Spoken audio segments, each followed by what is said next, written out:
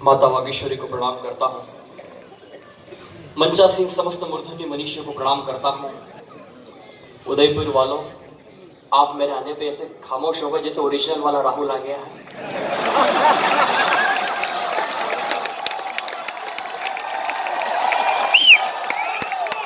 लेकिन बिल्कुल भी टेंशन मत लेना। हालांकि जाति से पारस जी दोनों कुंवारे हैं, ये अलग बात है कि उसकी हुनरी में कर नहीं रहा हूं। और मैंने तो अपने संकल्प ले रखा है कि ना तो खुद शादी करूंगा ना अपने बच्चों को करने दूंगा। तो पिताजी ने तो की थी। नहीं, वो तो उनने की थी तभी तो अपन आएंगे ना। बताओ, मतलब आदमी के जी के इतना कमजोर। आप आराम से मस्ती से सुनो, बहुत अच्छा आप सुन रहे हैं। और यकीनन आपने 24 कैरेट गीतकार को जितना प्यार से आपको सुनना चाहिए था आप उतना सुने नहीं। मैं चाहता हूं गजन भाई की सम्मान में जोरदार ताली बजा कर उनका अभिवादन करें, जिनका मैं व्यक्तिगत रूप से बहुत बड़ा प्रशंसक हूं। आइए, मैं राजनीति की फालतू बातें नहीं करूंगा। आपके बीच में आचार संहिता लगी हुई है। भंवर जी, आप भी यहीं बैठे हुए हैं ना, कोई बात नहीं। पता, क्योंकि राजनीति की क्या बात करें। जो बाप की नहीं सुने वो अखिलेश यादव, जो माँ की नहीं सुने वो राहुल गांधी, और जो किसी की नहीं सुने वो नरेंद्र मोदी। खाली कमजोर अगली बात पर पूरा सदन बजाएगा। जो किसी की नहीं सुने वो नरेंद्र मोदी, और जिसकी कोई भी नहीं सुने वो अरविंद केजरीवाल। तो क्या बात करना राजनीति पर। मैं 4-5 पंक्ति आपके बीच में पढ़ देता हूँ शगुन की। बहुत बड़ी संख्या में मातृशक्ति उपस्थित है। जैन समाज का एक कार्यक्रम में भगवान ऋषभदेव के स्तवन में हम यहाँ पर एकत्रित हुए। मैं 4 पंक्ति से प्रारंभ होता हूँ। आपको लग जाए कि आपके बेटे की, आपके भाई की, इस हिंदुस्तान के युवा की भाषा है, तो एक बार पूरा सदन दोनों आकाश में लहरा कर भुजाएं मुझे आदेशित कर देना। कविता प्रारंभ कर दूंगा, निवेदन करना चाहता हूँ। बहुत बहुत धन्यवाद आपका। और मेरी जितनी भी प्यारी प्यारी छोटी बहनें यहाँ पर उपस्थित हैं मातृशक्ति के रूप में, मैं आप सबको प्रणाम करता हूँ। जो दादी जी हैं वो भी मेरी छोटी बहन है। मेरी उम्र 25-26 साल है, लेकिन महिला पुराण में स्पष्ट लिखा गया, हाँ कोई बात नहीं, महिला पुराण में स्पष्ट लिखा गया है कि किसी भी महिला की उम्र खुद से ज्यादा नहीं बताना, अन्यथा उसको एक मृत्यु तुल्य कष्ट मिलता है। तो मैं पंक्तियां पढ़ता हूं, जहां जहां आपका मन करे ताली बजाकर मुझे दुलार देना, ताकि मैं अपनी उस वांछित ऊर्जा तक आप तक पहुंच सकूं। निवेदन करना चाहता हूं कि शब्द शब्द में लिखूंगा गीत मात भारती के, शब्द शब्द से मैं मां की आरती उतारूंगा। शब्द शब्द में लिखूंगा गीत मात भारती के, शब्द शब्द से मैं मां की आरती उतारूंगा। और दिन कर की प्रथा हूं हाथ में मसीह मेरे, शब्द ज्वाल से मैं सारे अंध को मिटाऊंगा। दिन कर की प्रथा हूं हाथ में मसीह मेरी, शब्द ज्वाल से मैं सारे अंध को मिटाऊंगा। क्योंकि सोई है जवानी सारी निज कर्म भूल कर, सोई है जवानी सारी निज कर्म भूल कर, इंकलाब के नारों से सबको जगाऊंगा। और प्रेयसी के यौवन का करूंगा नहीं बखान, गीत में सदा में वंदे मातरम गाऊंगा। प्रेयसी के यौवन का करूंगा नहीं बखान, गीत में सदा में वंदे मातरम गाऊंगा। वंदे मातरम साहब, पुलवामा में हमला हुआ, हमने 44 जवानों को खोया। एक स्ट्राइक किया हमने, 44 के बदले में 350 उग्रवादियों का खात्मा करके आए। और माता बहने भी आप ताली बजाते रहना, वरना मुझे भगवान का प्रत्यक्ष आशीर्वाद है। ताली 2 मिनट सुनो तो, एडवांस पेमेंट कर रहे हैं आप।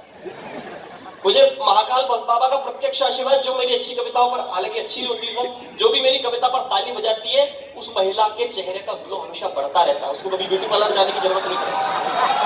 इसलिए आप ताली वाली बजाते रहना। प्रारंभ होता हूं, निवेदन करता हूं। पुलवामा के अंदर हमला हुआ साहब, इस देश को किस भाषा की आवश्यकता है? अगर 4 पंक्ति आपके मानस पटल पर कहीं अंकित कर दूं तो मुझे प्रारंभ कर देना, मैं निवेदन करना चाहता हूं। 44 जवानों की मौत का बदला हमने 350 उग्रवादियों को मारकर गिराया। कैसा महसूस हुआ होगा पाकिस्तान के अंदर जब भारतीय सेना हेलीकॉप्टर के माध्यम से गई होगी एयर स्ट्राइक करने के लिए, कि समीकरण सब बदल गए, सब अपना लोहा मान गए। समीकरण सब बदल गए, सब अपना लोहा मान गए। जब फौलादी सीना लेकर सैनिक पाकिस्तान गए, एक दिन में ही दूर सभी के अपने मन का खोट हुआ। जैसे दुश्मन की धरती पर परमाणु विस्फोट हुआ और त्राहिमाम भाषा बोली, त्राहिमाम भाषा बोली। सब आतंकी नरमुंडों ने, जैसे कोई शेर आ गए जो बकरी के झुंडों में। क्या बात। कैसा लगा? 2 पंक्ति पर पूरा सदन मेरे साथ हो कि जैसे कोई शेर आ गए जो बकरी के झुंडों में। और सबके मुंह पर डर के बादल, सबके मुंह पर डर के बादल मानो ऐसे छाए थे जैसे रावण की लंका में हनुमान जी आए थे। जैसे रावण की लंका में हनुमान जी आए थे। लेकिन राजनीति खत्म होने का नाम नहीं लेती।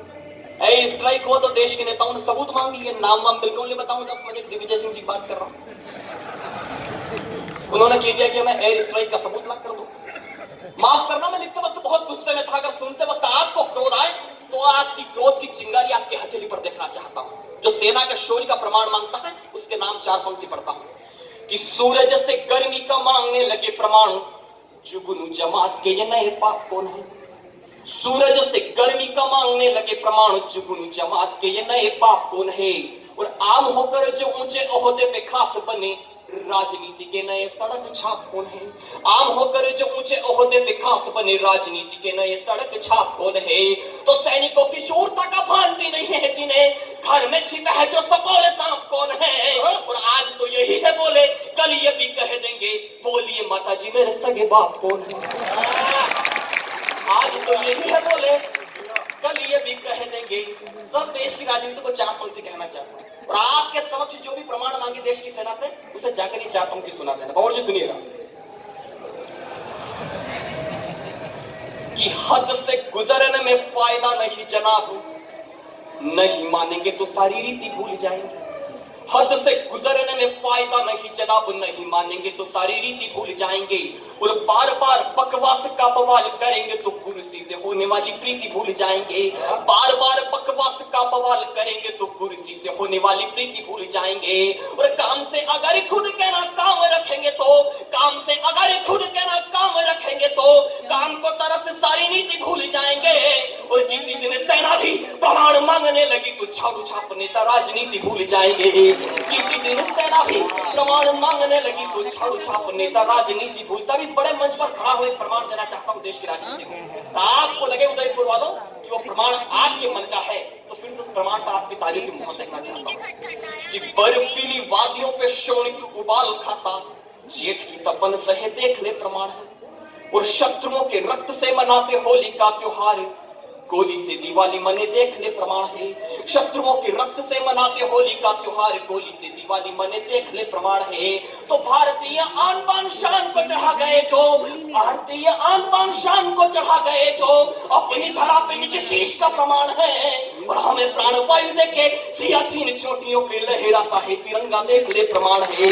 हमें प्राणवायु देके सियाचिन चोटियों पे लहराता है तिरंगा देख ले प्रमाण। तो क्या है भारत का सैनिक। इस देश में राजनीति की हद इस तरह गिर गई साहब। 22 दलों ने मिलकर गठबंधन किया एक व्यक्ति को हराने के लिए। नाम हम बिल्कुल नहीं बताऊंगा, आप समझदार लोग हैं, पढ़े लिखे लोग हैं। मैं कविता आपके विषय पढ़ना चाहता हूं, बहुत नई नई कविता है, प्रासंगिक है, इसलिए आपके विषय पढ़ना चाहता हूं। एक बार पूरा सदन आदेशित कर, मैं कविता को पहली बार पढ़ रहा हूं, इसलिए आपकी प्रतिक्रिया, आपकी ऊर्जा, आपका प्यार मुझे मिला। जब 22 दलों का गठबंधन हुआ एक व्यक्ति को रोकने के लिए, तब मुझे कैसा लगा। अगर आपको भी ठीक ठीक वैसा लगा हो तो मुझे प्रतिक्रिया देते रहना, मैं कविता प्रारंभ कर दूंगा। और एक विशेष कविता के लिए आदरणीय बलवंत बल्लू जी का आदेश है, गौरव भाई का आदेश है, मां पन्ना पर लिखी गई मेरी कविता, वो आपको मैं सुनाना चाहता हूं। मैं पंक्तियां प्रारंभ करता हूं। 22 दल का गठबंधन मेरी नजर में क्या लगा। पहली 4 पंक्ति आप कविता के सवाल लें, उसके बाद कविता पूरी आपको सुनाने की दावा करता हूं। कि ये पूरब के आगे पश्चिम का एक नर्तन लगता है, ये पूरब के आगे पश्चिम का एक नर्तन लगता है। 5 साल की परंपरा का फिर आवर्तन लगता है, 5 साल की परंपरा का फिर आवर्तन लगता है। आओ भारत माँ को मिलकर लूटे हम सब मौका है। नहीं पता कि यह जनता के साथ सरासर धोखा है, नहीं पता कि यह जनता के साथ सरासर धोखा है। सूरज के रथ के पहिए को नहीं डिगाया है तुमने, 1.25 अरब को लाचारी का रूप दिखाया है तुमने, 1.25 अरब को लाचारी का रूप दिखाया है तुमने। 22 दल गठबंधन करके कैसे नेक हुए, देखो संभालना एक पंक्ति कि 22 दल गठबंधन करके कैसे नेक हुए देखो, 22 दल गठबंधन करके कैसे नेक हुए देखो। और एक शेर की खातिर सारे गीदड़ एक हुए देखो, एक शेर की खातिर सारे गीदड़ एक हुए देखो, एक शेर की खातिर सारे गीदड़ एक हो। क्या है साहब, जो कहना चाहता हूं ऐसी बात है। अगर सच कहूं तो ही आप समर्थन करना, वरना अपने हाथों को नीचे रखना। मैं देखना चाहता हूं कितना सच कहने की कोशिश की कि जो सेना के साथ मनाता होली और दिवाली को, जिसकी मां खुद 2.5 कमरों के छोटे से मकान में रहती, देश का विपक्ष उसे चोर कहता, तब कहना चाहता हूं कि जो सेना के साथ मनाता होली और दिवाली को, हरदम जो तैयार खड़ा है भारत की रखवाली को, उसकी नीति और नीयत में खोट नहीं दुनिया वालों, उसकी नीति और नीयत में खोट नहीं दुनिया वालों। सीना ठोक खड़ा है रण में देखो तो दुनिया वालों, सीना ठोक खड़ा है रण में देखो तो दुनिया वालों। जो फकीर है उसको क्या डरना के जंजालों से, उग्रवाद का नाश करेगा संकल्पों के भालों से, उग्रवाद का नाश करेगा संकल्पों के भालों से। पूरी दुनिया में भारत का झंडा फिर लहराएंगे, पूरी दुनिया में भारत का झंडा हम लहराएंगे। और हमें शपथ है फिर दिल्ली में केसरिया लहराएंगे, हमें शपथ है फिर दिल्ली में केसरिया लहराएंगे, हमें शपथ है फिर दिल्ली में। वो चुनाव के मुद्दे क्या हो साहब कि मेरी नाक उनके जैसी मिलती है, हालांकि मैंने कभी दावा नहीं किया कि मेरी दाढ़ी को उनके जैसी मिलती है। कि दादी जैसी नाक लगी भाई सा चेहरा लगता है, दादी जैसी नाक लगी भाई सा चेहरा लगता है, लोकतंत्र पर वंशवाद का गहरा पहरा लगता है। बहुत हुआ कब तक फाड़ोगे भारत माँ के दामन को, बहुत हुआ कब तक फाड़ोगे भारत माँ के दामन को। दूजा पग रखना ही होगा अब कलयुग के वामन को, दूजा पग रखना ही होगा अब कलयुग के वामन को। देशद्रोह के फण पर फिर कान्हा का नर्तन होगा, सच्चे सेवक को सत्ता का फिर से आवर्तन होगा, सच्चे सेवक को सत्ता का फिर से आवर्तन होगा।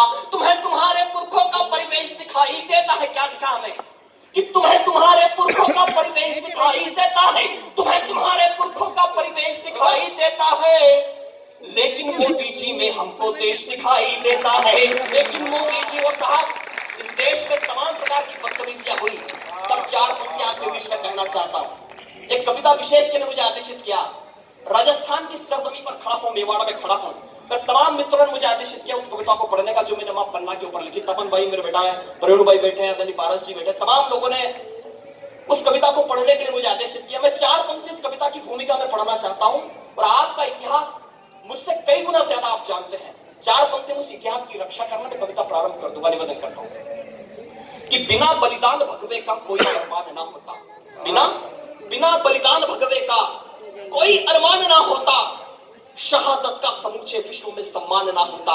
और पढ़ोगे जो अगर इतिहास के पृष्ठों को पाओगे, पढ़ोगे जो अगर इतिहास के पृष्ठों को पाओगे, अगर पन्ना नहीं होती तो हिंदुस्तान ना होता, अगर पन्ना नहीं होती तो हिंदुस्तान ना होता। आदरणीय बलवंत बल्लू जी ने मुझसे कहा कि तूने इतनी कविताएं लिखी, राजस्थान पर कोई कविता नहीं लिखी। तो मैंने उनको एक तर्क दिया कि कविता लिखने के लिए किसी विषय की अन्य वस्तु से तुलना करनी पड़ती है, लेकिन इस राजस्थान की तुलना में मेरे शब्दकोश में शब्द नहीं था जिस समय इस मिट्टी की तुलना कर सकता। क्या है राजस्थान? 6 पंक्ति पर राजस्थानी होने पर सीना गर्व से जुड़ा हूं, तो एक कविता के लिए मुझे आदेशित करना, मैं निवेदन करना चाहता हूं कि त्याग तपस्या शौर्य पराक्रम रचा बसा हर जनगण में, हो वीरों का वंदन वो साहित्य बसा हर कण में, जिन बेटों की देशभक्ति से गर्वित अपनी छाती है, शशि श्यामला लहर लहर कर वंदे मातरम गाती है। अरे यहाँ पद्मिनी हाड़ी रानी की बलिदानी गाथा है, चेतक के पद चिन्हों पर यह जगत टिकाता माथा है। और पन्ना जैसी देशभक्ति के तेवर क्या दिख पाएंगे, महाराणा के स्वाभिमान से बढ़कर क्या लिख पाएंगे। निशब्द रहो इस मिट्टी पर तो कोई अचरज की बात नहीं, और इस धरती पर लिख दो कविता, ये मेरी औकात है। इस मिट्टी पर लिख दो कविता, यह मेरी औकात नहीं। साहब दिवाली का दिन था, बनवीर जब यह निश्चय कर लेता है कि मुझे महाराणा उदय सिंह को मारकर इस मेवाड़ वंश को मुझे खत्म करना है, तब मां पन्ना को इस बात की जानकारी मिलती है कि उदय सिंह को आज चंदन के द्वारा बनवीर के द्वारा मारा जा रहा है। तो मां पन्ना उदय सिंह के स्थान पर अपने पुत्र चंदन को वहां सुला देती है। बनवीर आता है, मां पन्ना के सामने उसके पुत्र चंदन को मार देता है। तब तक मां पन्ना की मजबूरी थी कि उनको रोना नहीं था, लेकिन एक मां होने के नाते मां पन्ना ने चंदन का अंतिम संस्कार किया होगा, और अंतिम संस्कार करने के बाद उस कक्ष में आई होगी, उस बिस्तर के पास आई होगी जहां पर चंदन का प्राणांत हुआ। कविता की भूमिका सिर्फ इतनी सी है, कुछ रक्त सने हुए बिस्तर में पन्ना से कुछ प्रश्न किए। एक बार पूरा सदन ताली बजाकर मुझे आदेशित कर, मैं कविता प्रारंभ। जब रक्त सने हुए बिस्तर में मां पन्ना से कुछ प्रश्न किए तो कविता यहां से प्रारंभ होती। निवेदन करता हूं कि हे जन्मभूमि, हे कर्मभूमि, हे तपस्थली भारत माता, हे वंदनीय अभिनंदनीय है नंदनी भारत माता। तुझ पर ही प्रारंभ हुए मां, तुझ पर ही सब अंत हुए। तब चरणों में शीश चढ़ाकर कई दधीची शब्द हुए, लेकिन एक बलिदान अलग जो बिना युद्ध के हुआ। यहाँ स्वेच्छा से स्वामी भक्ति थी, बिना क्रुद्ध हो हुआ। यहाँ क्या था वो बलिदान, बड़े लोग बैठे संभालना एक पंक्ति कि स्वेच्छा से स्वामी भक्ति थी, बिना क्रुद्ध हो हुआ। यहाँ कि बिना रुदन माता पन्ना ने, बिना रुदन माता पन्ना ने त्याग विश्व में बढ़ा किया। मेवाड़ वंश की रक्षा हेतु अपना चंदन चढ़ा दिया। मेवाड़ वंश की, आपकी तालियां कमजोर है कविता की अगवानी में। मेवाड़ वंश की रक्षा हेतु अपना चंदन चढ़ा दिया। और कविता यहां से प्रारंभ होती है। चंदन ने प्रश्न किया मां पन्ना से कि हे माता बतला दे तू अपराध हुआ क्या था मुझसे। हे माता बतला दे तू अपराध हुआ क्या था मुझसे। क्या ऐसी जिद की मैंने जो रुष्ट हो गई मां मुझसे।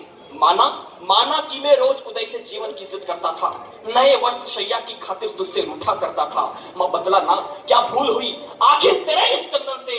कुछ बोल जरा जो शब्द दबे हैं तेरे विस्मय क्रंदन से।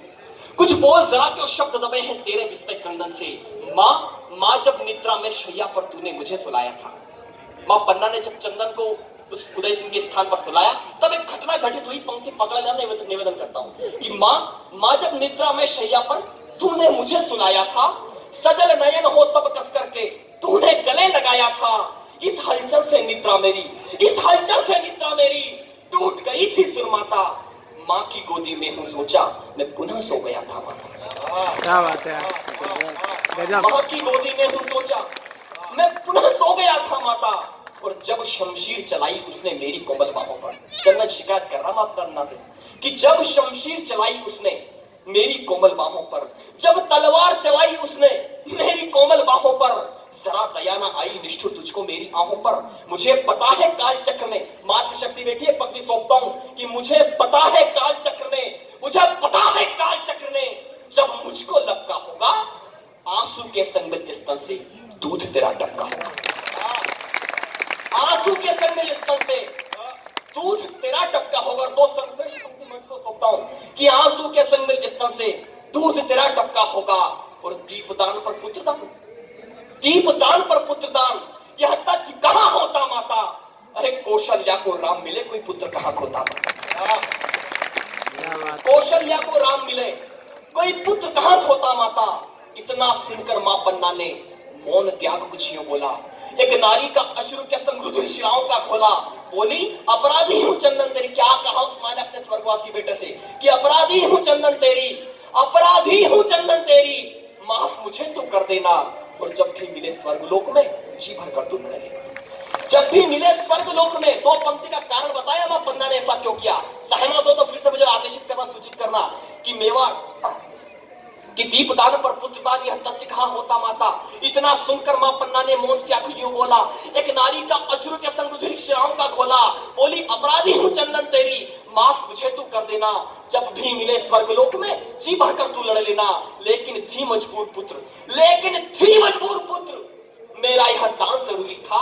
मेवाड़ वंश की रक्षा को तेरा बलिदान जरूरी था। मेवाड़ वंश की रक्षा को मेरा बलिदान जरूरी था। लोगों ने कहा कि चंदन चला गया, महसूस करना सब आपके आसपास कहीं होगा कि मेवाड़ वंश की रक्षा को तेरा बलिदान जरूरी था। तो हे चंदन तू मरा नहीं, तू जिंदा इस कड़कड़ में है। हे चंदन तू मरा नहीं, तू जिंदा इस कड़कड़ में है। केसरिया पाना ओढ़े हल्दी घाटी के रण में है। तू चेतक की टापों में जिंदा रुधिर रूप सरिता में है। सब देशभक्त जिह्वा पर जिंदा गीत छंद कविता में है। तू मीरा के भजनों में जिंदा हरि के शीश दान में है। और तू मुगलों के भय में जिंदा राणा के स्वाभिमान में है। अरे वाह। तू मुगलों के भय में जिंदा राणा के स्वाभिमान में है। तू हर भगवा वस्तु में जिंदा माता पन्ना में जिंदा है। और मेवाड़ वंश के कोटि सूर्य झाला मन्ना में जिंदा है। मेवाड़ वंश के कोटि सूर्य। अंतिम दो पंक्ति कविता के पढ़ता हूं, मुझे और कविता दोनों को विदा करना कि मेवाड़ वंश के कोटि सूर्य झाला मन्ना में जिंदा है। तो हे चंदन तू सदा रहेगा, हे चंदन तू सदा रहेगा विश्ववंत इतिहासों में। और तेरा ही जय घोष रहेगा भारत माँ की शासन में। तेरा ही जय घोष रहेगा। बहुत बहुत धन्यवाद, बहुत बहुत आभार, बहुत बहुत प्रणाम।